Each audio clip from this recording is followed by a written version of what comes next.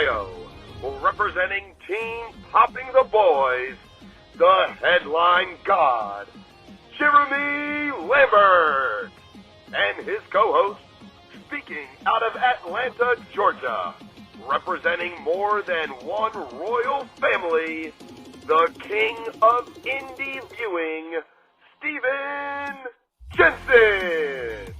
And this is the Spotlight on Fightful.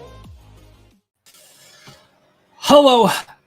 Shout out to Big Dick MLJ for the intro. As always, this is the Spotlight here on Fightful. I'm Jeremy Lambert, joined as always by Stephen Jensen. Jensen, Merry Christmas, buddy. Yeah, Merry Christmas. Happy Hanukkah, buddy. So, we got, all the holidays going on. This is great. Hanukkah's, happening right now. Christmas coming up in a few days. Kwanzaa coming up right after that. So, and then anything else that you celebrate, or if you're not non-religious or whatever. I just hope people are just having a good, just some time off. Maybe if you got to work retail, I sympathize to you big time. I've been there for a long time. So yeah, I just hope people are having a good, just end of the year, beginning of the next year, whether you're with family, celebrating holidays, or you're just hanging out solo, playing video games or whatever. Just I just hope you have a good, couple weeks here to finish up, the new year and then start up the next year. So yeah, thanks, man. And Merry Christmas to you and your family, Jeremy. I appreciate that, dude. Thank you. Everyone stay safe out there. Not only holiday season can bring out sometimes the worst in people if you're out and about, but a lot of storms going on around the country. A lot of snow, a lot of ice storms. We're expecting big time storm here in lovely, beautiful, gorgeous Ohio. You would never think storms would come through Ohio.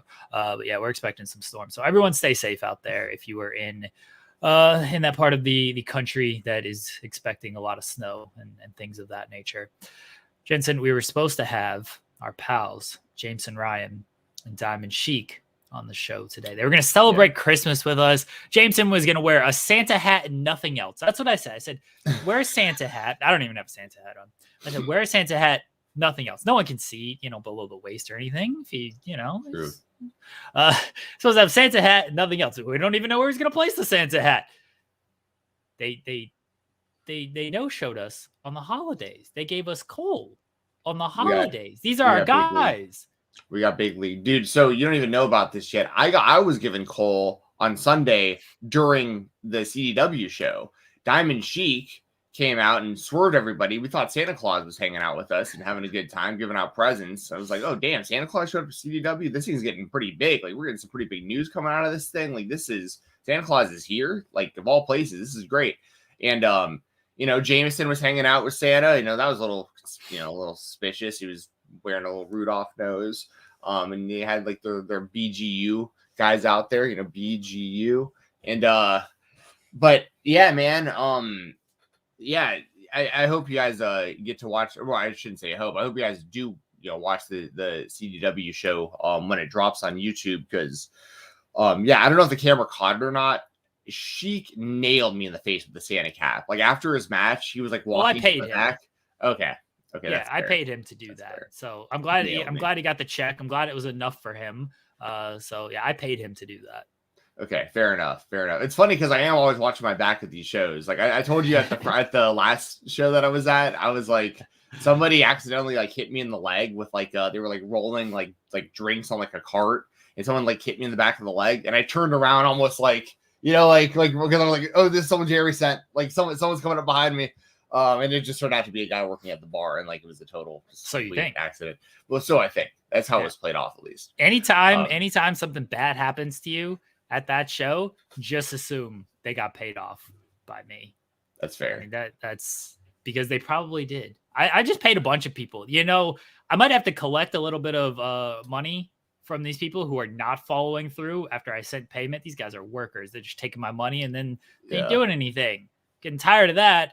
But Jameson, another guy, I paid Sheik. He followed through. Jameson, I paid him. He can't even be on the show. So I'm BGU. I'm pretty sure I got inducted into BGU last episode. When we see them next, I'm going to have to confront them about this, Jensen. We might have some BGU turmoil here.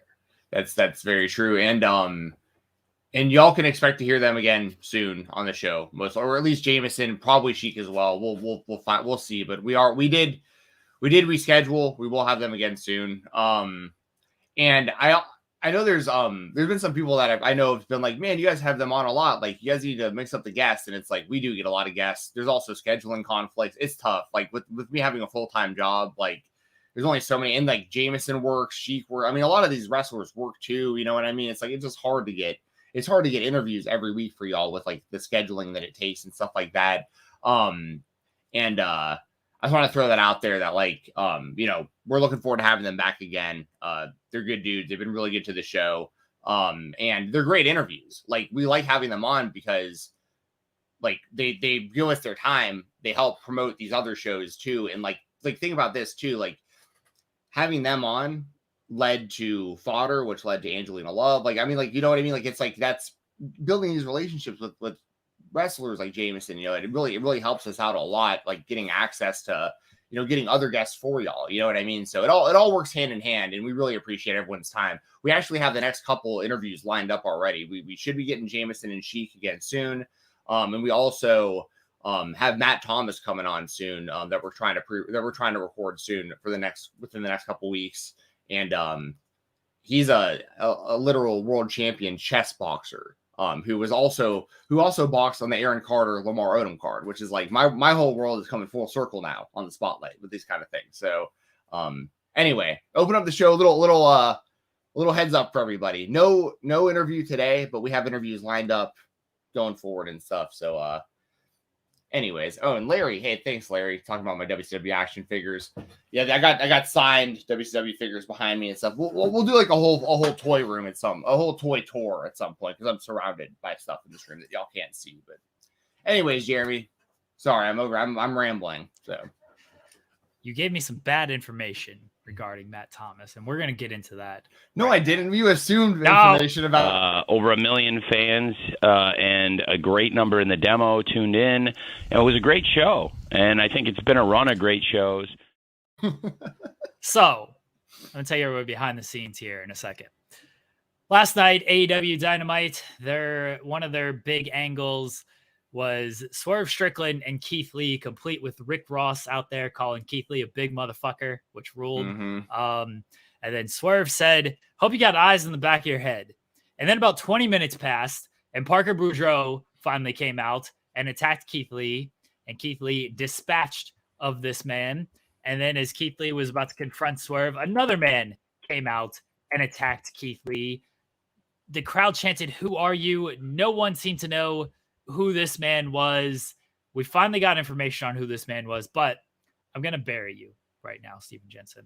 I'm sorry. I love you, but I'm going to bury you. You DM'd me and you said, "By the way, I knew I recognized Matt Thomas from something else. He was opening the fight on the Aaron Carter and Lamar Odom boxing card." Now, I thought this might be burying myself, actually, now that I reread this as I read things. I thought you were talking about this mystery man who was coming on here. Because we were talking about our show today. You mentioned the Rick Ross segment. So I'm thinking, oh, this is what you're talking about. Now, as I reread it, maybe because we're having Matt Thomas on, you're like, oh, I recognize him there. Your transition was not good here, Jensen. You did not set this up well. I thought you were talking about the mystery man. And I'm like, of course you know who the fuck it was. Like, and then you just laughed at that. And then you said he won by clean KO. He was the best fighter in the card. My world has come full circle. Yeah. And then the wife messages you and is like, you knew who he was. And then you're like, no, Matt Thomas is the guy who knocked out the guy who the AEW guy was. But that wasn't true either. No, I wouldn't talk about an AEW guy at all. I was talking about the guy we were interviewing. Yeah. You did not set this up well. So here's what happened. You DM me this, and I'm like, is this the guy? We're doing research. We're on the Instagram pages, the Twitter pages, the YouTube. I went back and rewatched this fight to see if we could, like, there's no way this is the same. Like, Matt Thomas is very, like, clean shaven, clean cut, no tattoos. Like, there is no way this is the same dude that has all these tattoos. There's no way he did this to his body in the last year. And we are just like, like, what happened to this man in the last year and a half that he has gone from this to what we saw last night? It was insane. And you led us down this rabbit hole that had nothing to do with nothing because you didn't properly set it up. Stephen Jensen. You know what happens when you assume stuff, Jeremy? You make an ass out of you and me. Yeah, so like I was pretty confused when you were DMing me. I was like, "What is he talking about?" I was like, "This guy," and then when your wife was messaging me about it, I was like, "Okay, hold on a second. I think they're just confused." Yeah, but anyway, that whole story is gonna be very confusing for anyone listening to the show. They're not gonna be able to understand. I don't think what we were just talking about. But I set it up well. I set it up very well so people understood where I was coming from on this. I thought Stephen Jensen had correctly identified the man with all the face tattoos because of the DM he sent me. And then as I researched it, I think Jensen was wrong. And then it found out that he wasn't even talking about this face tattoo guy at all, who, as reported by Sean Rossap of Fightful Select, it is Grandin Goatsman, who was a former baseball player. He was a second-round pick by the Tampa Bay Rays in 2011, and now he is in AEW. He's been training at Jay Lethal's school. Apparently, this has been planned for a while. Look, I thought Dynamite was a great show last night. The first hour, even though it was heavy on promos, it flew by. I thought it was a great show last night. Everything hit except this segment. I felt bad for Swerve. I felt bad for Keith Lee because you got Parker Boudreaux, who people already don't have a high opinion on based on his time in NXT and everything. He was part of the Trust Busters, and now he's out there with Swerve. You got this guy who literally no one knew. Nobody could identify this man on Twitter until finally Sean reported it. So no one knew who this man was. I thought the Rick Ross stuff was great. I love Rick Ross. I had no issue with that, but I can understand why people are like, this man is just ad-libbing and commentary. Like, this is not for me. I can understand that. I thought it was great personally. This did not hit, and I have confidence in Swerve pulling it around. I have confidence in Keith Lee. I don't know if Parker Boudreaux is any good. I don't know if Goatsman is any good, but we shall see. Yeah, it just kind of seemed like just kind of a random. I mean, I'll with AEW, like I'm willing to let things play out. Like you know what I mean? Like this, like even the segment last night, I thought it went from like kind of like weird and confusing for the most part to like really good by the end of it. By the time Swerve hit that double stomp through the cinder block, I was like, oh, okay, that was actually great. Yeah, Swerve is great.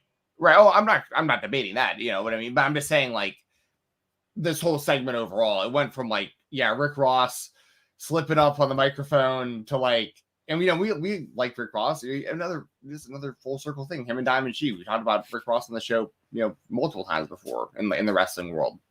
You know, I'm willing to give this thing a chance, but I'm with everyone else. Like I honestly haven't seen a lot of Parker because I didn't watch much of his NXT run, but I'm very aware. Right. When I'm very aware of like Heyman hyping him up as like the next Brock Lesnar and stuff. And I remember him, he was like a college football player that was like heavily scouted by the WWE and stuff like that. But then like I remember they shaved his head and stuff, and it was like, wait, this guy doesn't really come off like Brock Lesnar at all. Like what are people talking about? And you know, the thing last night, it's just once again, I just don't have a lot of I don't know. It's just strange because I don't know how good. I think Parker has potential. I don't want to like totally like just say this guy sucks. Screw it. Like he should never do anything. Like I just don't know. Like maybe he is improving and stuff, and they feel like this is a good position for him to be in. I don't know, but you know, I kind of like the Trust Busters, like Slim J and those dudes, like Ari Daivari and stuff. So like I don't know. I really don't know. Like and this other guy, Grandin Goatsman. I'm probably butchering the name, but like it's the same. I have the same kind of feeling, only there's even less of like a pool to like pull from. You know, I just never seen the guy wrestle. He didn't look great last night and like the little things that he did, but like he looks the part, like he looks intimidating. You know what I mean? Like him and Parker look intimidating together. Those guys look like they would beat people up. You know what I mean? Look, But like, I don't need oversized Post Malone on my wrestling show. Okay, I don't need it. I don't need it. But yeah, I mean, that's the thing. Did I like all this? No. Like I thought most of it was like pretty weak, and it was also confusing because like Parker comes out and like Keith just like dumps him. You know what I mean? You're just like, oh, okay, so like Parker isn't even like a threat. Like Keith Lee already just like proved he can just like take that guy, no problem. And then Goatsman comes out and it's like, okay, well, it's like a whole group with Swerve. But my thing is more along the lines of like, you have a super stacked roster of like established talent. Like why did you go with these two to be with Swerve in this Rick Ross thing when like there's just seems like there could be like a lot of people that would probably fit the role a lot better. But once again, I don't know where this is going. Like I'm open. I'm way more open-minded to this, I think, than most of the fan bases, because I have a lot of faith in AEW's booking for the most part. But like, it wasn't a great start. You know, outside, once again, Swerve doing that cinder block spot, I think, saved a lot of it, because like that came off great. And that's mainly what I think people are going to talk about when it comes to this.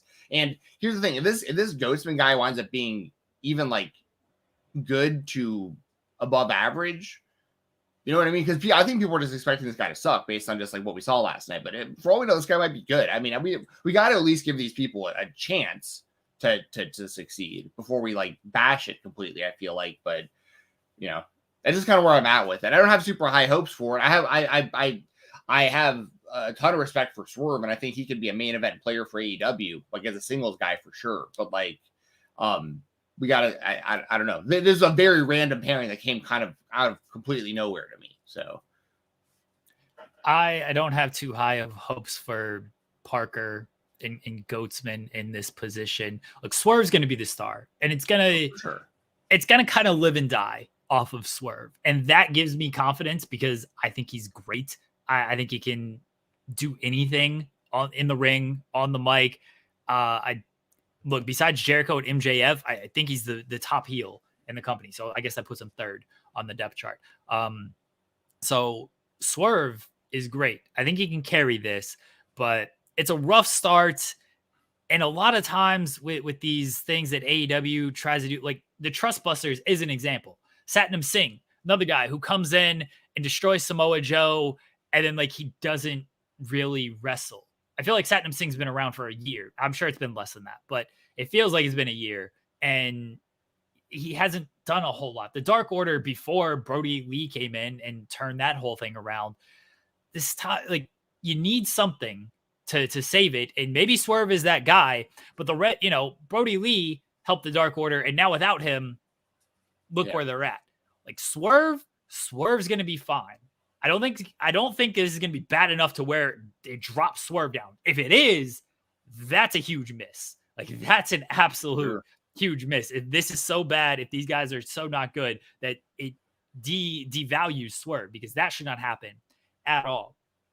But just debuting, I guess Parker's not a debut, but putting two guys, one complete unknown, in this cold position, it's questionable. It's very questionable. You couldn't have had Shane Taylor and JD Griffey do this after ROH. And I know Griffey and Shane Taylor are more associated with Keith Lee, but look, Shane Taylor Promotions, he's about making money. Swerve could be just paying him more money. They fought each other, right? Like it can make sense. You can make that make sense. You couldn't put them in this position over just these two completely unknown cold guys.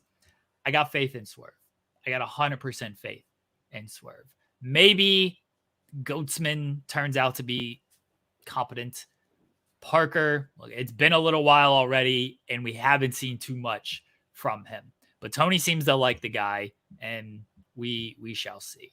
This segment, though, it stood out on last night's show more because everything else was so good on last night's show. Everything else was so good. I can't think of another thing that missed on last night's show. And this was just felt so out of place, so cold compared to everything else on the show. It's like, oh man, this is not only a miss. This is like just you blew the dunk on this one. Mm-hmm. You had a hit song on your hand no misses, and then you had to throw in one line that fucked it up.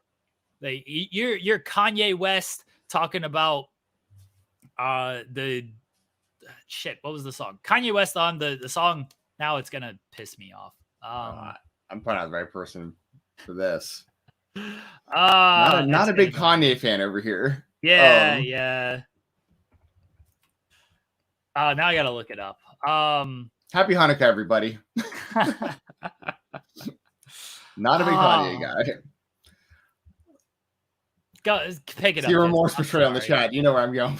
Yeah. Anyway, yeah, no, it's okay. But I'm with you about all this. Like as far as like the coming off cold on a really hot show and the pairing being weird and all this. Also, unrelated note, talking about, I know you and SP3, y'all are two of my best friends in this space, in this world, honestly. And I know you guys talk about professional basketball often, the Lakers and stuff like that. I put a decent chunk of money on the over for LeBron James in the second half last night. I don't watch any basketball, right? I just I was like, you know what, I'm sort of feeling good. I'm gonna put some money on this. Does this dude just go out there and just pass and stand around and complain? Is that all he does? Like, I couldn't believe what I was watching. I was like, this is the guy people say is like the new Michael Jordan. It's terrible. I don't know how people watch that. Anyways, that's my basketball talk for the year. It's New God Flow, which is a great song. And Kanye has the line back in your whole life, like an uncle that touched you. It's a shitty line on a great song. And that's what last night felt like. And I apologize to everyone for ruining the show. What else happened? You didn't ruin the show. But yeah, that's so funny. You look so disappointed in yourself. Well, I don't know if there's anything left to say about the Parker Bordeaux stuff with the Goatsman and Swerve and all that. We can go to the other AEW spotlight, which is the which was a great match, really great main event. Yes, Jamie Hayter, Hikaru Shida. They got the main event spot, which is fantastic. They deserve it. We haven't talked too much about Jamie Hayter like as a title run, and because we only kind of spotlight one or two things a week from the company, we haven't talked about Jamie Hayter. But her growth over, really when she made her AEW debut, I believe in 2019, but then the kind of return since she's been aligned with Britt Baker on the first Rampage. I was at the first Rampage when Jamie Hayter came out, and people did not know who she was. Sure. People in that audience, like the people sitting next to me, were like thought it was like some Becky Lynch because she had like the red hair, and Becky had been out and everything. A lot of people did not know who she was when she debuted. I don't know what the reaction was online, but yeah, people didn't know. And now to see her, the champion, like organic crowd reactions, because she was positioned as Britt Baker's second, but then the crowd just kept getting behind her. We all expected the turn. The turn never came, which I don't think has hindered her in any way. It's still been great. And now she's carrying the division as the champion. Great match with Shida. I love the powerbomb false finish. Love the finish overall, but that powerbomb false finish really got me. Shida, we got to give her some flowers because she carried the company through the pandemic. She carried the women's division, certainly, but she carried a lot of things during the pandemic. And fortunately, she didn't get the live crowd reactions because of that. And then, she lost it right when crowds were returning to Britt. I would love to see Shida get a second run with the title, because I think she deserves to have a run in front of a crowd, sort of like Moxley. Moxley never got the run in front of a crowd until he got 5 runs. Yeah, until he got 5 runs. Drew McIntyre is another guy. But yeah, Shida was great last night. I hope she continues to have a consistent presence on television, because she doesn't have another person, just no misses. All of her matches, absolutely fantastic. So great job by Hayter and Shida last night. Maybe arguably the best women's match in AEW history. Like, you putting this over Britt and Thunder Rosa, the lights out match. That's kind of the one people go to. Yeah. I thought Thunder Rosa, Serena Deeb was really good.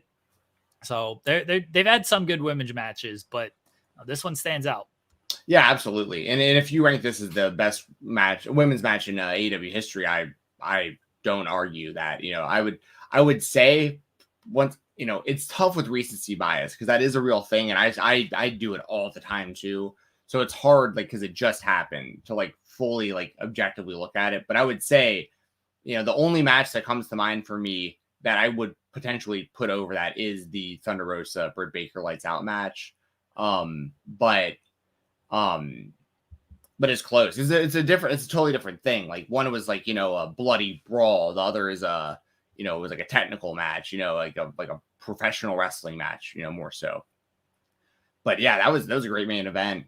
And I'm not saying this necessarily has to do with anything or not, but with Kenny Omega being back, it isn't surprising that women main eventing and getting a really high level, great, just he's been such a long time supporter of the women's wrestling, and he's a big part of course, booking that division and everything with AEW. So I just wanted to put that out there too. We might be seeing it more with Kenny being around. I feel like women's wrestling in AEW has a better chance of succeeding. I'll just put it that way. And I this was great. And you bringing up Shida, and I agree with everything you said about Shida. I think she's super talented. Everyone who carried major titles throughout the pandemic, I sympathize for. I have major respect for them carrying the company during those tough times. But it's also sad because, like you said, Mox kind of got the redemption for that because he got to carry the title, later in front of crowds and stuff. But Shida didn't get that. McIntyre didn't get that. Shida also is super toyetic. As somebody who collects action figures, I have all of Shida's figures that have come out so far, including her AEW shop exclusive. And when she came out last night, I was like, oh, they need to make an action figure out of that. Out of what she was wearing last night, different kind of hair. I just think she looks cool. She presents herself really cool, uniquely, and she's great in the ring. So it's just very marketable, very toyetic. And at the end of the day, that stuff doesn't matter unless you can, back it up in the ring, which she absolutely can. She's one of the best, wrestlers out there. So, and then of course, Jamie Hayter, what can I say that hasn't already been said about her? She is lucky isn't the right word at all, but AEW is lucky when you in the sense that I'm kind of using it, because I feel like you couldn't have even hoped that Jamie could have turned out this good for you. You know what I mean? I feel like when she came in, they were probably okay, if we can get her to a main event type level eventually, that's a giant win. For it to happen this fast and her to be this good this fast and this over this fast and look just a legitimate, credible champion that people want to be the champion, and they're gonna, that's brewing with her and Britt. I mean, eventually we're gonna get that, and that's gonna be big. So I think that it's what a great what a win for AEW for Jamie Hayter, that she worked out so well for them so quickly. It is so massive for AEW to have homegrown talent like that. We're seeing it on the men's side, MJF being the world champion right now, them elevating guys like Ricky Starks and stuff, and Ethan Page and stuff. I know Ethan's been around. Actually, a lot of these guys have been around a while, but most people are seeing them for the first time on AEW television. So my point is, you're seeing that more on the women's side now too. It's Shida or Hayter is essentially a homegrown AEW women's star that people didn't know pre-AEW for the most part.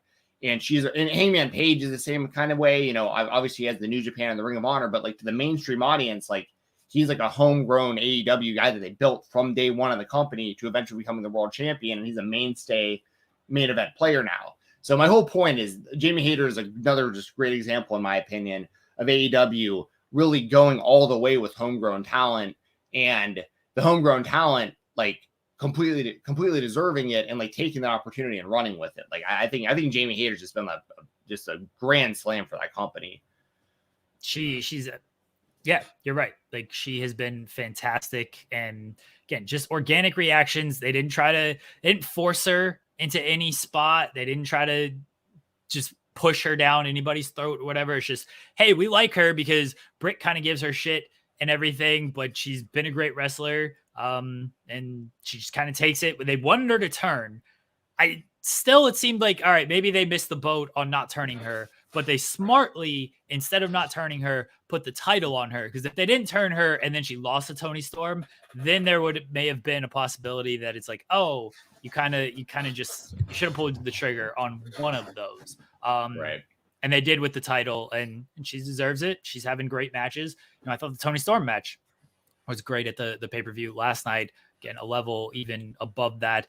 And I know she's faced Riho before. They had a television match not too long ago, actually. I would like to see them run that back in an extended form, because I think Riho is great, and I'd like to see Jamie Hayter working the way she's working now against Riho, working how she always works, because that could be a great little Joshi style match between those two. But shout out to Jamie Hayter, who's doing great work, improved a lot on like promos and everything too. Like, she used to be just like, oh yeah, she's in the background with Britt. Oh, she's not doing the DMD thing. What's that going to lead to? And now she's standing on her own with everything. And Britt feels more like the background person, even though Britt is still very prominent with the feud with Saraya. But yeah, it's good. Good stuff from AEW, letting the women give shine in the main event segment there. Before we move on to our WWE spotlight, let's answer the super chat from Alex Diaz, who says, if Rock is in for WrestleMania, how would you book Cody for WrestleMania? Jensen, you're wearing the Cody hoodie right now. You're the Cody apologist on this show. What are you thinking? Adrenaline in my soul. I'm gonna hurl my TV out my window if it isn't Roman Reigns versus Cody Rhodes. There you go. Good. I listen, if The Rock's in for I've been saying this since almost pretty much since last WrestleMania. When it was kind of clear, it was like, wait, they might actually go with Cody, especially once like Hell in a Cell came around and like Cody, post WrestleMania was talking about Dusty Rhodes and winning the big one, and being the only Rhodes to not win the title. These were all stories, by the way. You can go back on this show and every other show that I do on any other platform. Before Cody came into WWE, I said that's the story. Is he's the only Rhodes that he could win the WWE title. Like, Dusty never did it, Justin never did it. Obviously, Dusty Rhodes is very, very important to the WWE and especially NXT and a lot of the people that are currently there. And like, I think that like Cody winning is like a big win for Dusty and for himself and for his family, and his big justification really for leaving AEW is like coming over and winning the big one in WWE. And if that doesn't happen at WrestleMania this year, then like, I feel like, I don't even know, like I'm going to be very, very disappointed. But I've also said from, for months and months and months, if not almost a year at this point, if you have 2 nights of WrestleMania, if Rock's going to be there, you do night 1, Rock versus Roman, and Rock beats Roman. Night 2, you do Cody versus Roman, Cody beats Roman. Sorry. The Roman beats the Rock night 1. I don't know if I said that correctly. Roman beats the Rock on the first night, and then Cody beats Roman on the second night. So you get like all the big publicity of night 1 WrestleMania, the Rock's return. Roman Reigns goes over as like the big megastar who beat the Rock, and his title run has gone for, how X amount of days and years at this point. And then you finally give that big rub to Cody the next night is how I would do it. And then you're set up for Cody as your champion going forward. You can always run back him and Roman in a rematch. There's a lot of things you can do, but I think Cody should be the champion coming out of WrestleMania. That said, if they decide that they want to go with The Rock, so for the sake of the super chat, and thank you, Alex, for sending this, I believe really his question is more so like, if The Rock comes back for WrestleMania, we're assuming it'll be The Rock versus Roman. And let's assume in that scenario, Cody is boxed out of the world title picture. Like, what does Cody do at WrestleMania if it has nothing to do with Roman? Really, the only 2 or 3 people I think would make sense. And by the way, I hate this because, like, I should be The Rock. Or sorry, it should be Cody and Roman, 100% in my opinion. I'm going to say, like, Cody versus Cena makes a lot of sense. Okay. Especially because I think in a lot of ways they're trying to kind of replace Cena for the next handful of years with Cody, because I could see Cody being like their Make-A-Wish guy and like he's the do the work guy. He's for the kids. He'll do the talk shows, the media, Cody is all for that the stuff. kids. Cody's for the kids, man. He really is. You see what he does for the wrestling club? He's always, him and Teal are always sending them boxes full of stuff and all. Like, he loves the kids, man. Like, so like, I think that Cody is I honestly think he could be kind of like their Cena for the only issue obviously is Cody's already in his mid-30s. So like you might not have a long time to do this, but you at least buy yourself some time. Like if Roman's going to be your heel, like you need a Cena style babyface to oppose him for the next few years. And I think that's Cody. Now in the meantime, you need to be setting up your future. You have to be setting up people. You got to have like 5 to 10 people in mind that you're like, okay, out of y'all, we're hoping to get a handful of like successors to like Roman's not going to be around forever. Cody's not going to be around forever. Who we got after this? Who's next up? NXT level up. Be keeping your eyes out. Who's out there? Miles Bourne, for all I know, is that guy. You know what I mean? Like there's people that it could be. So that's one option. Cody and Cena. I think that Cody and Logan Paul could be really interesting, like from like a mainstream standpoint. And Logan just killed it against Roman. And I have all the faith in the world that, he'd have another great match. So those are the two that I'd say really come to mind. The strongest would probably be, I guess Seth too, but like, I don't really want to see that again. Like, I don't think that makes sense, but I mean, maybe they go to another match against Seth. I don't know. Well, who am I not thinking of, Jeremy? You got any other ideas? I'll tell you. I do have an idea. Want to be a professional wrestler, or do you want to be a WWE superstar? WWE superstar sounds a whole lot better to me than being a professional wrestler. Not Vince McMahon. Cody versus Bray Wyatt. The Codyverse versus the Brayverse. This will get us into my spotlight this week, which is Uncle Howdy coming out, revealing that he is not Bray Wyatt. He is some other mystery figure who kidnapped LA Knight. LA Knight's Bray Wyatt impression, which is great. Who kidnapped LA Knight and then QR code him to death. And he laughs, and Bray is like laughing in the ring, even though Uncle Howdy is targeting him. And then LA Knight flees. I'm gonna be honest with you, Stephen Jensen. I love the Bray stuff. Love Bray Wyatt. Love the Fiend stuff, setting people on fire, making them black goo all over themselves and shit. Alexa, turning her into creepy Alexa, which is still ongoing and everything. We got to speed this up, Bray. Like we gotta do something here. This stuff ain't hitting for me at this point. Like it's a mystery where nobody could possibly care about what the conclusion is. We're on like choose your own adventure book, and I'm just skipping to the end, and I'm just like, all right, what's the end of this stupid thing? Just please tell me. I'm tired of going from page 5 to page 74. Oh, if you choose this one, go to page 3. I'll now go to page 32. I'm tired of it. Just give me a conclusion. Go somewhere with this. Because right now, this man's been back since September. And look, I love the Bray Wyatt hustle. He came back in September. That's when the stuff started. That's when the QR codes and the White Rabbit stuff started, right? So he was probably signed by September. He's going to go 3 months and not work a single match, not take a single bump. Bless the man. Secure the bag. Do what you got to do. You ain't got to do any work. You can still get paid, do all the stuff, but you just gotta speed this up. I say wrestling matches, my wheelhouse is like 12 to 18 minutes. Like I love a good 12 to 18 minute wrestling match. Movies, this is very hypocritical of me as a fan of the Fast and Furious franchise, the greatest film franchise of all time. Movies, hour and a half. Just give me an hour and a half movie, hour 45 minutes tops. I ain't going to see Avatar because I got no time for a 3-hour movie. I don't want to spend 3 hours in a movie theater or watching one movie. I don't want to spend 3 hours watching any of that stuff. I don't need to spend 3 months watching this Bray Wyatt stuff build. I don't need any of it. speed this along. Get me back to dumb shit Bray Wyatt. That's what I want. Set people on fire. This is why Cody needs to be injected, because he'll do this stuff. He'll set himself on fire. He doesn't give a fuck. Cody will do all of this nonsense Bray wants to do. It'd be great because he did it with Malachi. It's like, yeah, you want to spit this shit in my face, and then I'll completely no sell it, and my eye will be fine. Cody's got no problem doing that stuff. Cody will do reverse suplexes off the top rope through flaming tables. I mean, like I was there in Atlanta when he did that to Andrade. That was nuts. Yeah, and also there's the long-term play there, of course.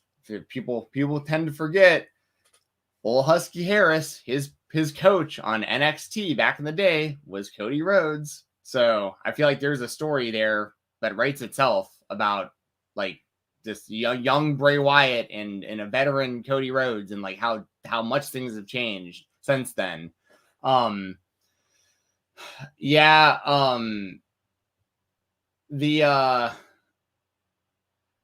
don't really know how else to say this without sound, because I don't want to sound like some like WWE hater, because like that's not the point of what I'm. But this Uncle Howdy stuff it just isn't for me at all. Like I just don't. It just. Now this is also coming from someone who generally I just kind of tune into WWE once a month for their pay-per-views. So like I'm very disconnected from the product outside of the stuff that we cover on this show, which is usually, to be completely transparent, it's usually Jeremy telling me kind of what's going on and me picking something and then going back and watching it when it comes to the WWE.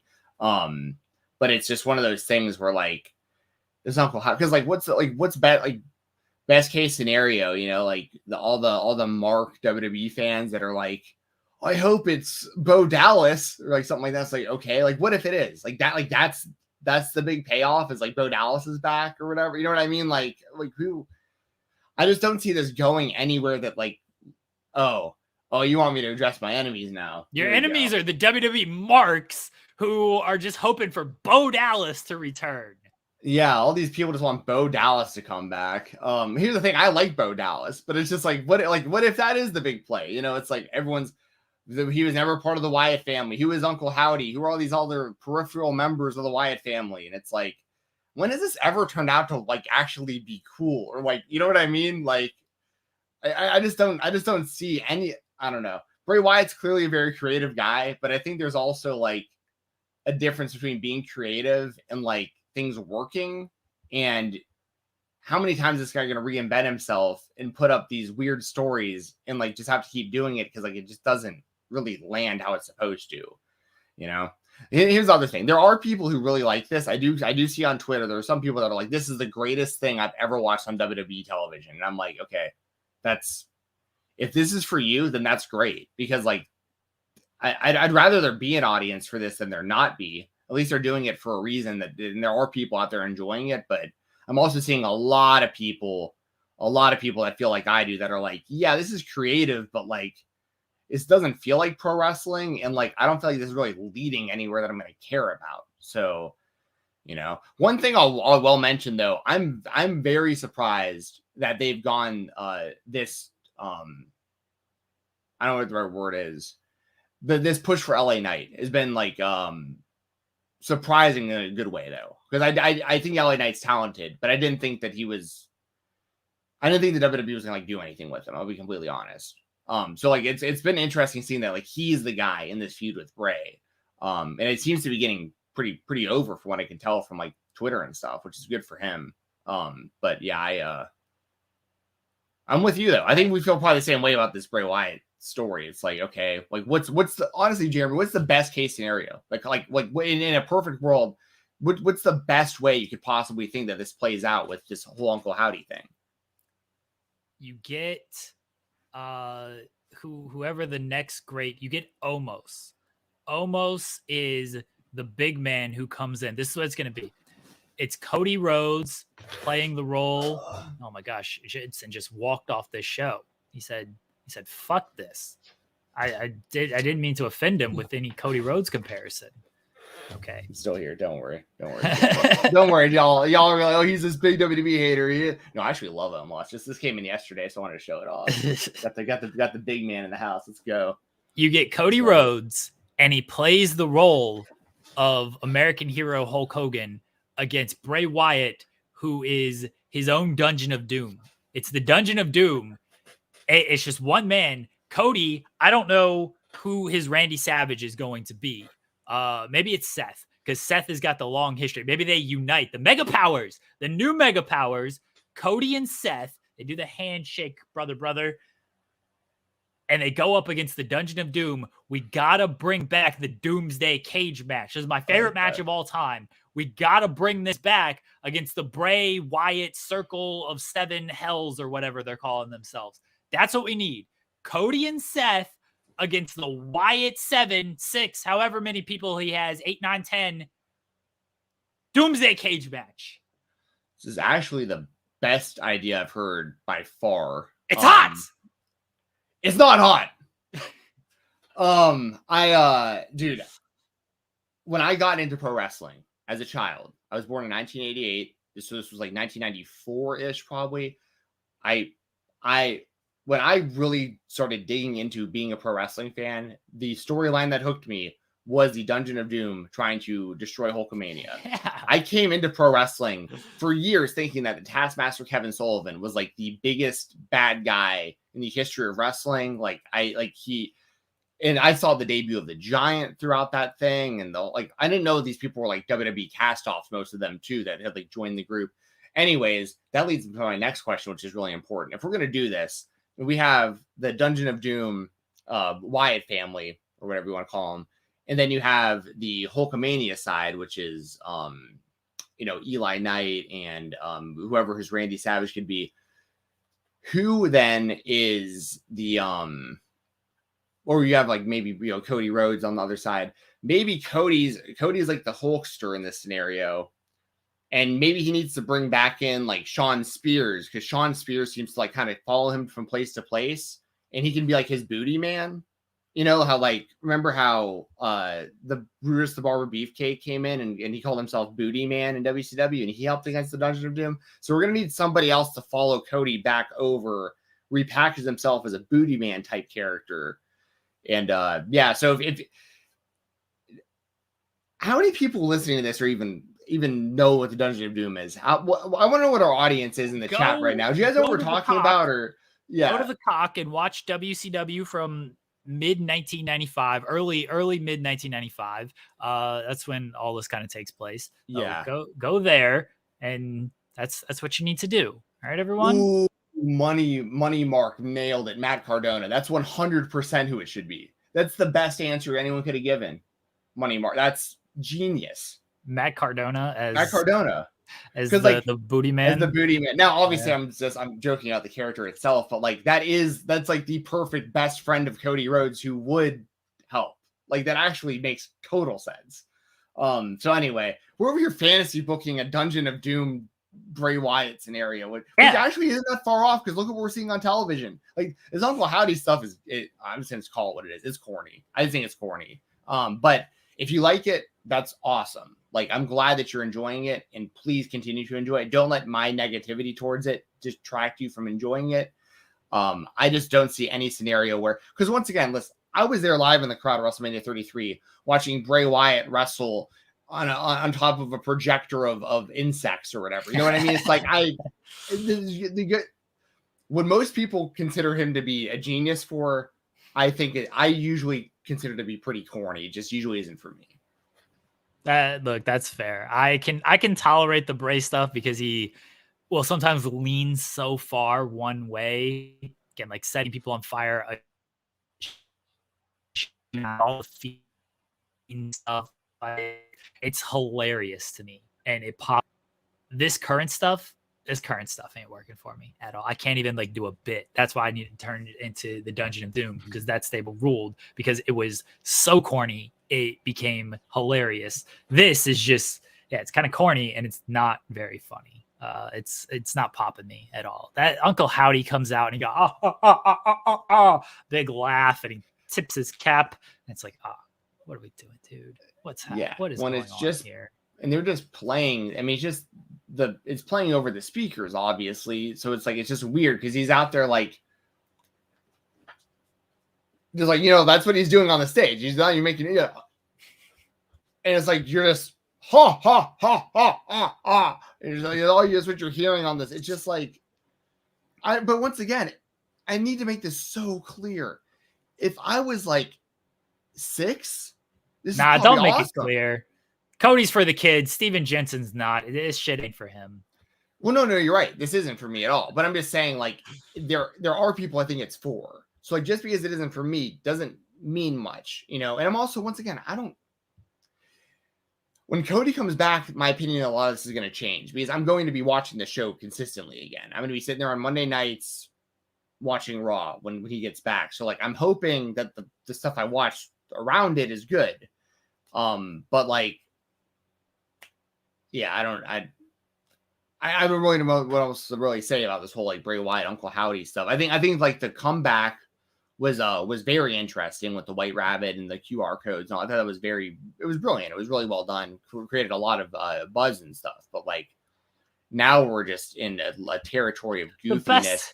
The best part is Michael Cole is like, he sent us a QR code, and this is what it showed. Fucking QR codes. Yeah.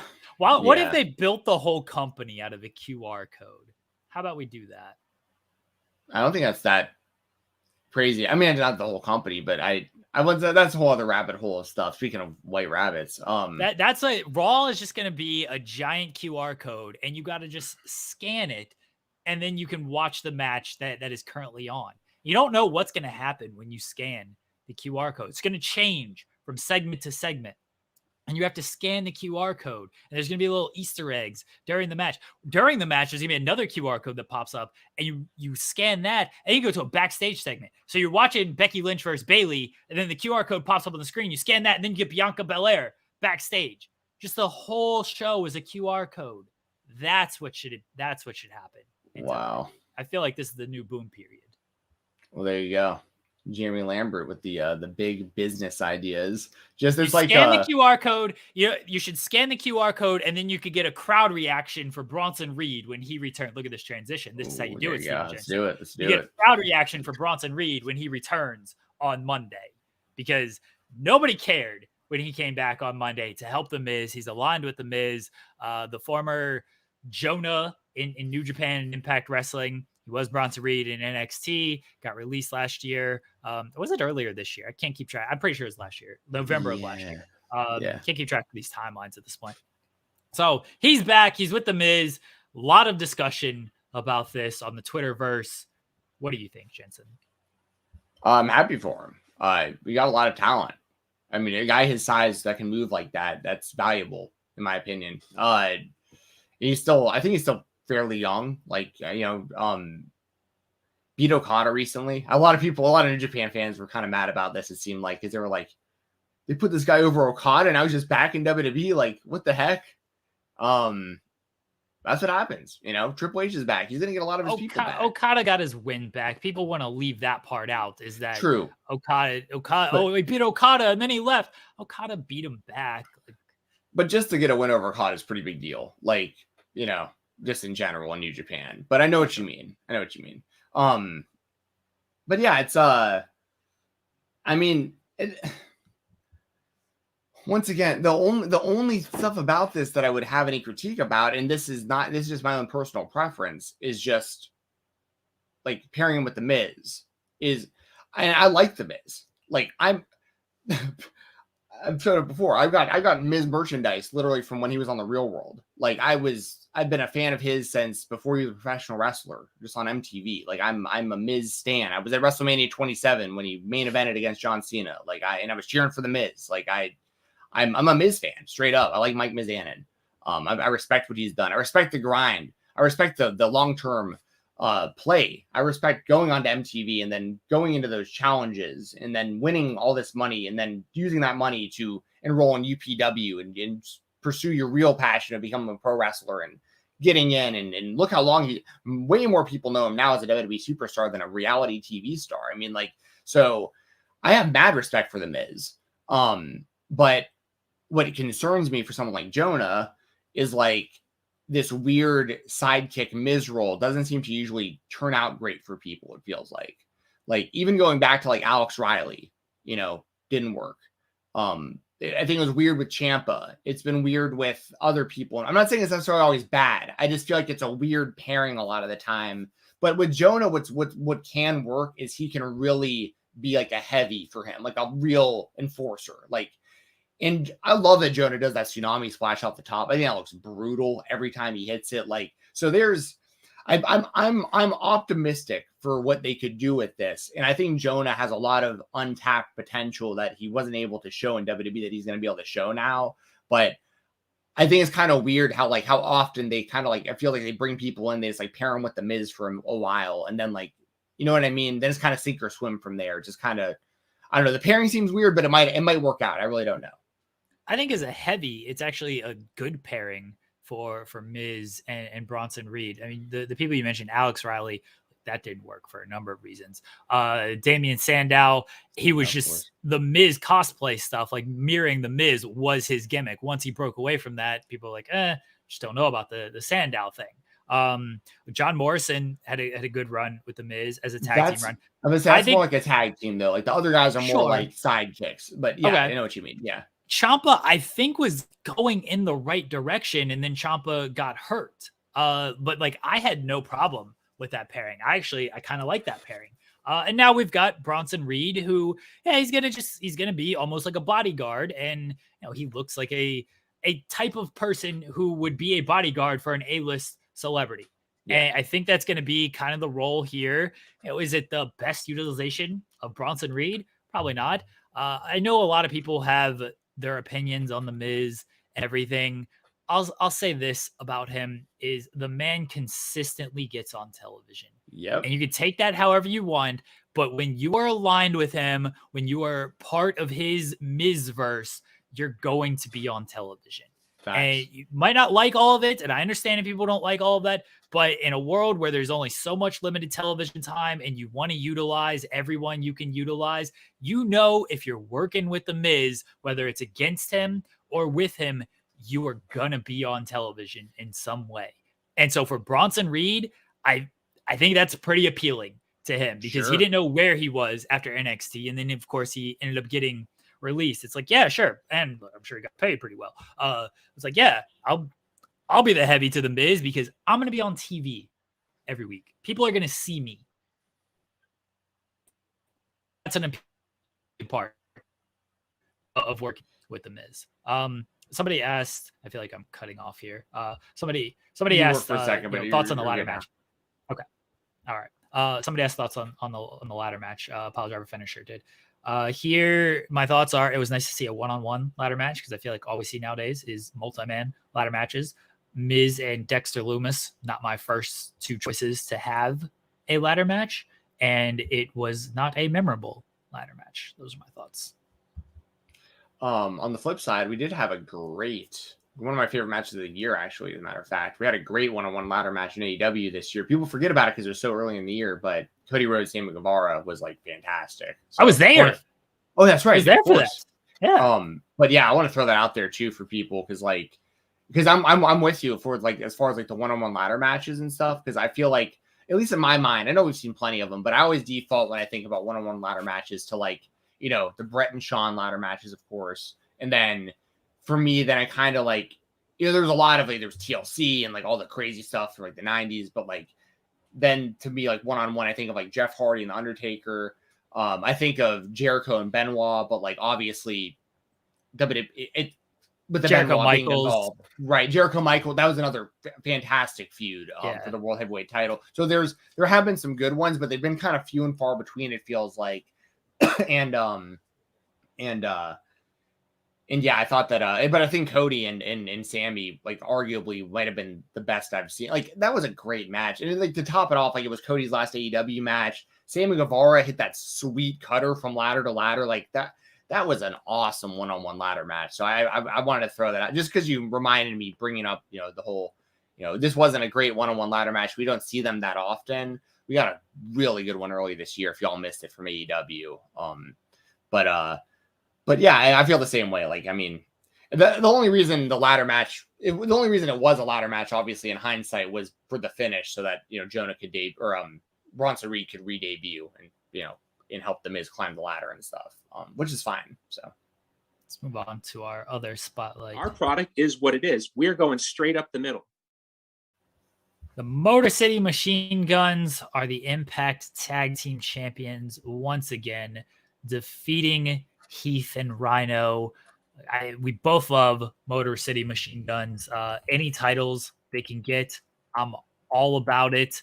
And I'm all about this. I guess they're going to feud with Cardona and Myers until Cardona goes back to WWE, and then we shall see after that. But all about the Machine Guns. They're also the New Japan Strong Openweight Tag Team Champions. So they're collecting gold around here. Yeah. So I echo all that. Big Motor City Machine Guns fan. One of the best tag teams in the last couple decades, in my opinion. One of the best tag teams really of all time, depending on how you look at it. And Alex Shelley, had a great, and still is technically right now, like great indie run as a singles guy, like throughout the pandemic and stuff. And Chris Sabin, when Alex Shelley wasn't there, was killing it as a singles guy for Impact and doing other kind of various random tag team stuff and with other people. And both guys are just ultra reliable, just super high level, just great workers who can literally wrestle anybody of any style, and you just know it's going to be good. So I give the highest level of praise to both Chris Sabin and Alex Shelley. I think they're terrific individually and as a tag team.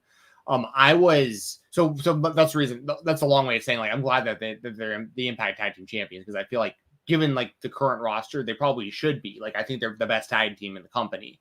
Now, that said, they should have done this change at the pay-per-view. And I was saying that during the post show with Denise right afterwards, like, because if you remember how this played out, the OGK had the titles at the pay-per-view, and they wrestled Motor City Machine Guns, and they won with, like, it was this weird finish where, like, Maria got knocked off the apron, if I remember correctly, and then, like, it was like a roll up, and like Bennett or Taven, one of the two, like, used like their feet on the ropes, and like, they barely squeaked by retaining the titles.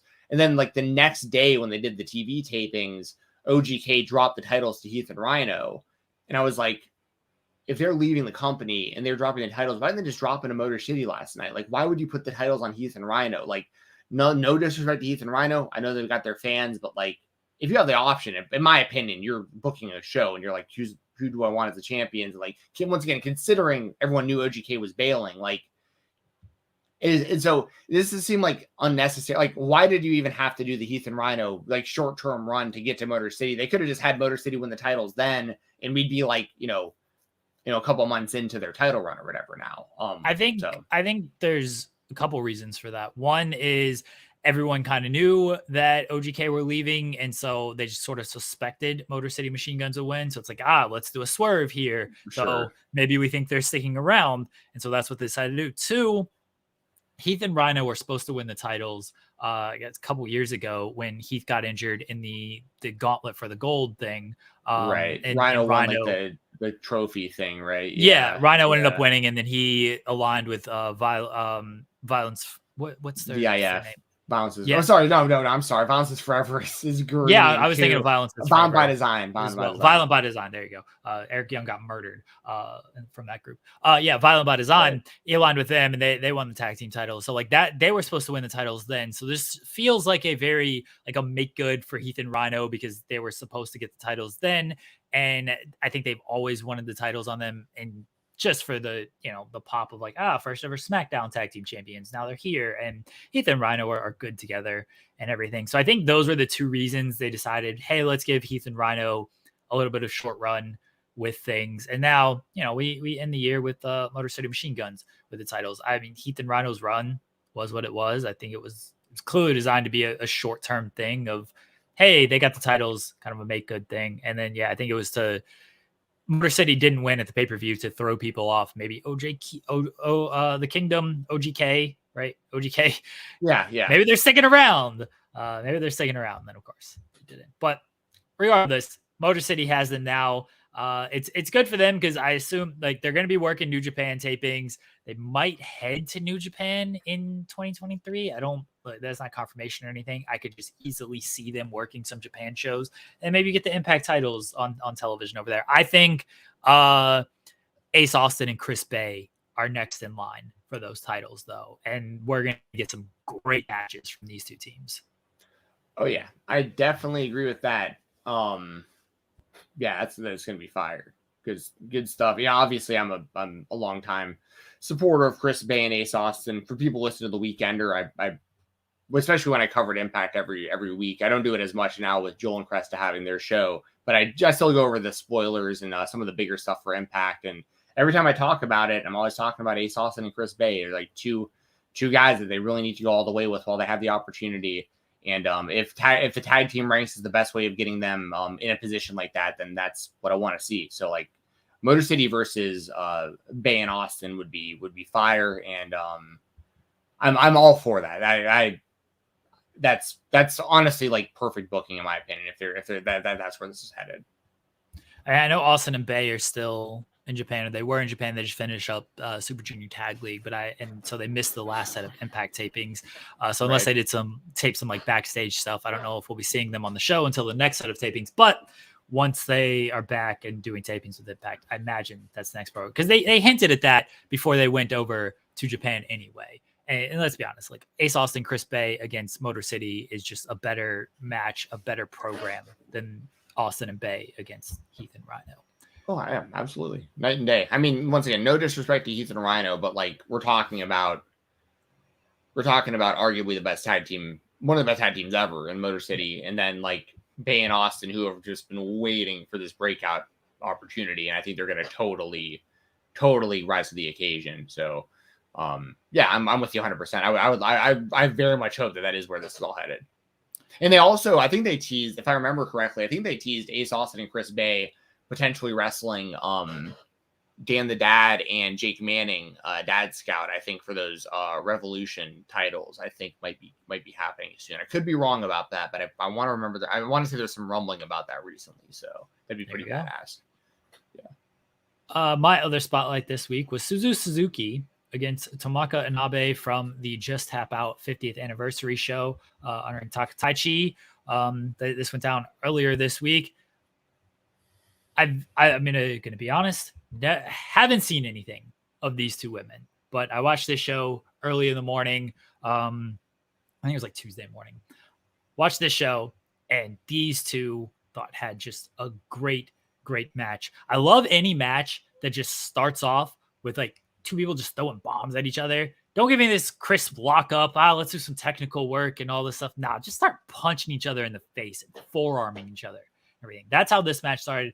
Love the finish because a lot of kicks. Love me some good kicks. So the finish was basically just Inaba just like kicking the shit out of Suzuki multiple times. It's some really creative stuff in this match as well. There was one move. She lifted her for like the jaded, and then it turned into sort of a like side slam. Yeah. And the other one where they hooked from behind and almost sort of like a variation of like the Rampage. Right. But I don't know what to call these moves. It's something that I have not seen a whole lot of, if ever, but a lot of creative moves in this match as well. So I absolutely love this match. No, I'm with you. That move that you're talking about, which was kind of like the full Nelson into like the side slam. That was sick. And the finish was great. I know exactly. It is kind of like the Rampage. And so really the best. Well, no, it's the page turner, I think is what she called that, right? I think the Rampages or DDT. Or DDT. But then you're the one where she would like do that. Actually, Trey Miguel's been kind of doing that move lately too. But yeah, I've never seen it hit this way before. Like behind the back, the way she did it. And she does like a roll, like a midair like flip during it too. I think she called it a well, actually, I don't know what she calls it, but the commentary I think said something like tequila something. I couldn't make, but I couldn't make out what they were saying. It was in Japanese. Don't speak the language, so but you know, I marked out. I saw that finish and I was like, "What the hell was that?" Like that was sick. And those two women beat the hell out of each other. Like I love that kind of pro wrestling. Like everything was just so crisp.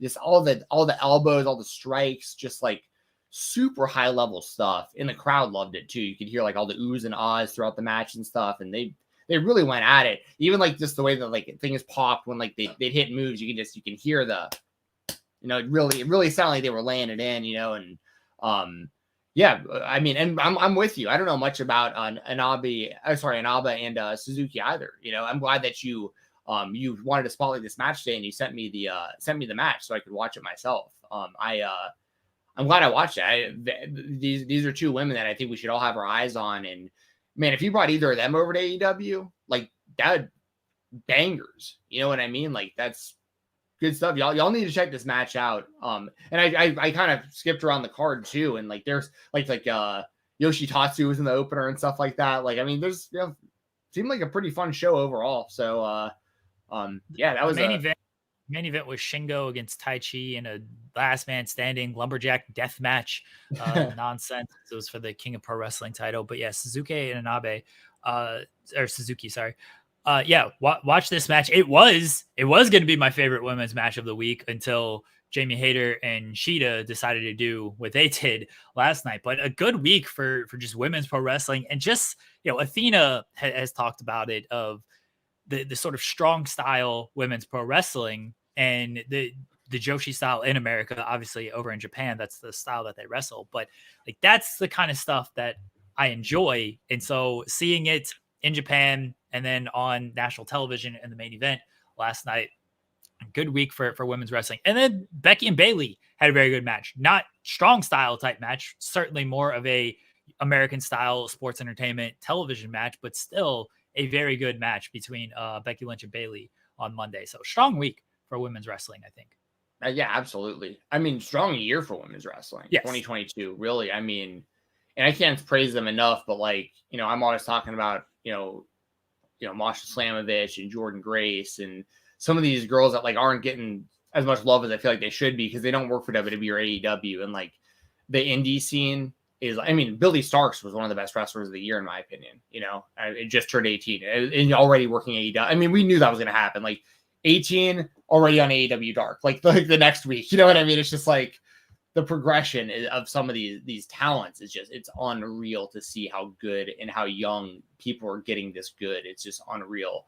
And you have it on the men's side too, of course, like Nick Wayne and Starboy Charlie and those kind of guys and stuff. Like it's really, really cool to see. So yeah, I not only was it a great year for women's wrestling, like established women, of course, like Bianca and like Becky and on the AEW side, we had good stuff there. And, of course, Jordan and stuff over an Impact. And not only just that, like the future of women's wrestling looks really, really bright with women like Billy Starks coming up. And so, I mean, it's only getting better. And this is like, it really is like I did a top 10 favorite matches of the year with Doug on Tuesday. And I had quite a few women's matches I wanted on that list, and it was tough because there were just so many damn good matches. And then there's like, FTR and Briscoes have like 3 bangers. Cody and Seth have 3 bangers. Like there's like some that you gotta like really narrow it down. And the only women's match that made my top 10 was Masha Slamovich versus Jordan Grace, title versus career from Impact Wrestling. And there were some others once again that were very close, but I just want to give them a shout out on the show today. Like this, I think this was just a really, really good year for women's wrestling, and a year that I think you could show a lot of like the kind of like the women's, like the high, because there's still people out there that like deny high level women's wrestling. They just still won't accept that like it exists. And I think you can show matches like Jordan versus Masha to even like the haters and be like, listen, watch this. Like, what can you really, outside of like something misogynistic, like they're women, so I don't want to watch it. What could you say about a match like this that isn't what you would say about like, a super high level match that anybody was having? Like, you know what I mean? I feel like the gap has closed a lot this year between like the perception of men and women's wrestling being separate things. And we're also seeing a lot more intergender wrestling. We've been seeing it on the indies for a long time, Impact Wrestling for a long time. I just saw on Raw, didn't they just do Rhea Ripley and Tozawa?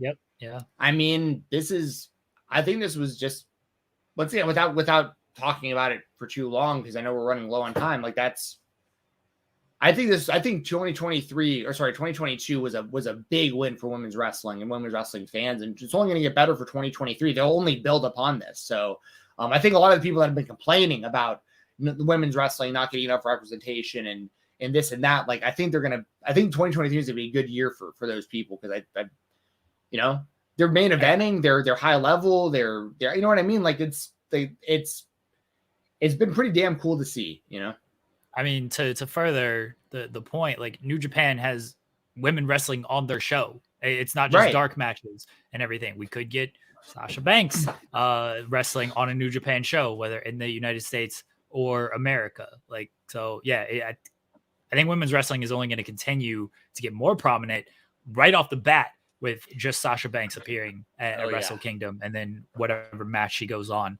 and doing. But yeah, it's been a great year for women's wrestling. And you know, if this week, check out the Inaba and Suzuki match, check out Hayter and Shida. If you haven't, check out a lot of the stuff that the women, you mentioned Masha and Jordan, good stuff from the women. And yeah, I think it's only going to grow because it's going to start off big January 4th with Sasha and Kyrie and Tam as well. I think they're going to have a great match at Wrestle Kingdom that a lot of people are going to be talking about. Yeah, and I also just want to throw it out there too, just to be fair and fully transparent. This past year I didn't watch hardly any Japanese wrestling. I just didn't have the time like I normally do, and especially to stay up overnight and watch it like I used to live and stuff. But I know there's been a lot of really good Joshi wrestling over the year that I haven't touched on just because I don't have the knowledge. But I just want to throw that out there too. Like, it isn't just in the US. Like, there's been great women's wrestling all over the world. And we just can't cover it all here. We're only two guys with so much time to watch so much wrestling. But like, if you have some high level like Joshi wrestlers and stuff that you want to throw out their matches, like DM me or mention me in a tweet or something, and I'll definitely check it out and talk about it on like future shows here with Doug or on the Weekender and stuff like that. Like, I want to know more about some of these women I don't really know much about. Check out and follow Scott E Wrestling. He does the Joshi Journal on Fightful. Right. That's a weekly thing. I'm pretty sure he's starting a Japanese wrestling podcast for Fightful Select coming up shortly. He used to do a Joshi podcast for Fightful Overbooked. So yeah, follow him. He covers that stuff and knows all about that. All right, let's get into our indie spotlight, Jensen. I'm gonna give a big motherfucking shout out. My indie spotlight this week is Konosuke Takeshita against Colby Corino from Deadlock Pro Wrestling first anniversary show. This is not only to highlight this match because I think Takeshita is one of the best wrestlers in the world. Colby Corino, probably going to be hearing even more about him than you already have because he was with NWA. It seems like he's going to be leaving NWA. His contract expires in January. Sounds like he's WWE bound. Our buddy Cassidy Haynes from Body Slam reported that. I trust Cass. So sounds like Colby Corino is going to end up in WWE sooner rather than later. But Deadlock overall, like, this is a company, a promotion that just hit their 1 year anniversary, started by John Blood from New Legacy, CM Pulse, and Tony Pizza Guy, who just, like, as far as I know, like Twitch streamers, YouTube streamers, game streamers, started a podcast, started a wrestling promotion, and now have grown it into a place. Like, I listen to a lot of interviews and a lot of indie wrestlers has talked highly of Deadlock. They're getting guys like Takeshita on their cards, and a lot of wrestlers want to be part of this promotion, wrestle on these shows. So just, if you have not seen any of their stuff, DPW on demand, you can sign up there to watch them when they first come out. You go on YouTube. They do post a lot of stuff on YouTube as well. And as far as Takeshita and Colby Corino goes, very good match. I love Colby's stunner into the forward roll, into the double stomp. Like, that's a really cool move. Takeshita is great. I love that it got out of the Styles Clash because he's just so much bigger than Colby. He's just like, I'm just going to kind of bridge into like a Boston Crab here. That's all I'm going to do off of this. So a really good match, but overall Deadlock, if you haven't been keeping up with what they've been doing, they're worth your time. Yeah. And obviously Takeshita, like you said, one of like the hottest rising stars in wrestling right now. And Colby Corino, as you mentioned, and shout out to our friend once again, Cassidy Haynes. He actually texted me around the time that he was dropping that news too.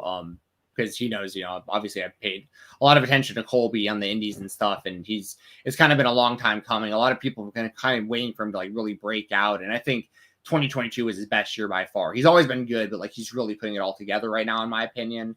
And yeah, it's cool with Deadlock, what they're doing. I remember years ago, like What Culture, when they started like WCPW and stuff like that. Like, we've seen it be successful before, where like, people, like streamers or people like that are kind of peripherally a part of professional wrestling, or even just fans like that, just getting good with wrestlers and have the money to be able to pay them to run shows and stuff like that. Like, it's cool. It's very cool that the DPW kind of started as like a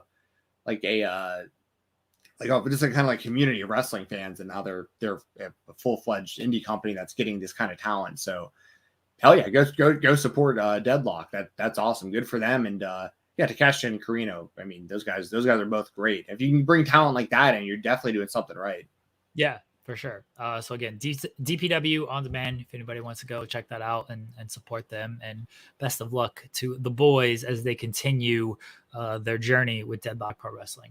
Jensen, your indie spotlight. Martin Stone, you broke this news. You're a newsbreaker. You're a scoopster. Stephen Jensen, Martin Stone, Danny Burch, back in wrestling. He's going to be wrestling at District Championship District Wrestling coming up. And he's got another match that you're going to tell us about as well. But he had the promo at CDW this past week. Yes. And I want to clear up a couple things real quick, because I want to be fair to the whole scenario without getting too into it. We were told, me and you both, months ago actually, that Martin Stone was going to be cutting a promo for CDW to announce his return to wrestling. We had everything was already. Can you still see me? I think my internet might have gotten weird for a second. Can you hear me? Okay. Good on my okay. end. Sorry. If I cut out, it's something with my internet. I apologize. But so we known for months that Martin Stone was going to be doing this promo, and I think he did probably tape it a while ago, and they were just waiting to air it on this show. So me and Jeremy had a write-up already ready to go, and in the meantime, it flew under our radar over on CCW, which is Coastal Championship Wrestling.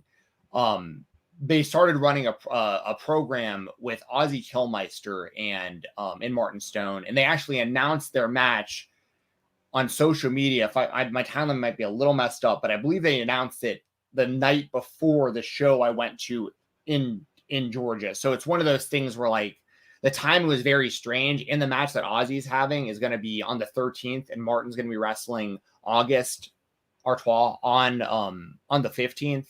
So, but I want to give full credit right now. I want to give a big shout out to Ozzy Killmeister and Coastal Championship Wrestling. Go support their product. They're putting in a lot of big effort, and like they're very proud to be promoting Killmeister versus Martin Stone. And I wanted to give them full credit for putting that match together, and direct people over there too. Please support their product and watch that match. Now that all said, Martin was essentially waiting for my tweet. You know what I mean? Like I tweeted that he was returning, he retweeted, and then he immediately posted the video. So it was set up in a way to which like we were basically asked to break the news that Martin Stone was returning. And right around that same time, he was setting this stuff up with Coastal Championship Wrestling. So I just want to give full credit to Championship District Wrestling for the match on the 15th, August Artois. I'll be there live. Can't wait to see it.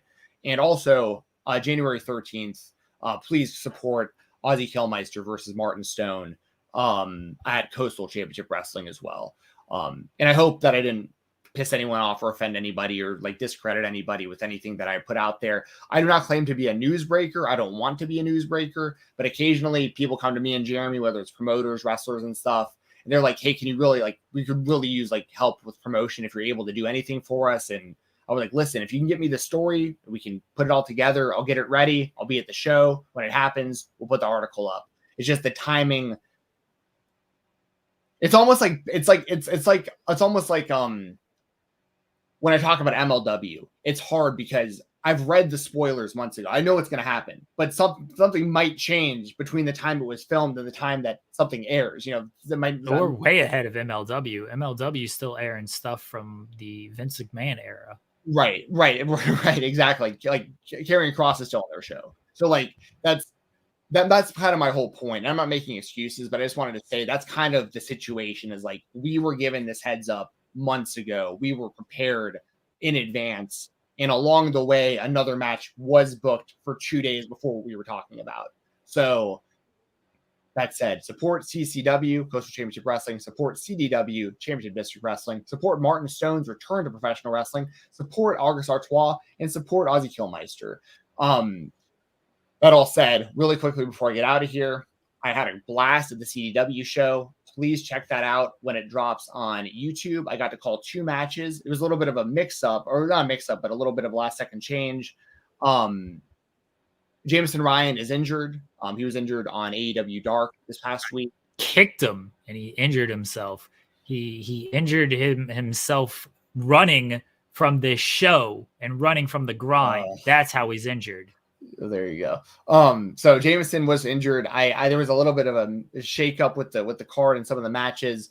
But I think you guys are gonna really enjoy the show, and we are looking forward to having Jameson back on. He was supposed to be with us today, but we will hopefully have him for next week's show, if not the show the next week following that, depending on when we air it. And when CDW drops the show on YouTube. Go to their YouTube channel, check it out. I commentated 2 matches. I did Charlotte Renegade versus Ashley Dubois, who I'm a big fan of both those women, so I was really happy to be on the call for that. And then I also called Ernest the Cat Miller with Diamond Sheik and Big Trouble Ben Bishop versus Carly Bravo and Sean Dean the Infantry. And my highlight of the whole night was, while I was on commentary, Ernest the Cat Miller came over and gave me a high five. So I high-fived Ernest the Cat at an actual wrestling show, calling his actual match. So the WCW kid in me has officially completely marked out. And the cherry on top, throw this out there one more time, for the people who've been following my shoe journey recently of like finding shoes that I needed, that I liked, that finally got some shoes I'm really proud of. As I was leaving the show, Carly Bravo, I was talking to him for a second. The last thing he said to me, he's like, man, I really like those shoes. And we talked about my Griffies for a minute. So Carly Bravo, I appreciate you, man, for recognizing the shoe game. And thank you very much to Jameson and Sheik and everybody involved with Championship District Wrestling for letting me be a part of the show again. And I can't wait to be at the next one. I think I shouldn't say a thing. It is January 15th. I hope to, it sounds like I'll call all of the matches that Jameson is like involved with, and then another random match for each one of these shows. So appreciate y'all. And I got to go clock in for work for the shoot job.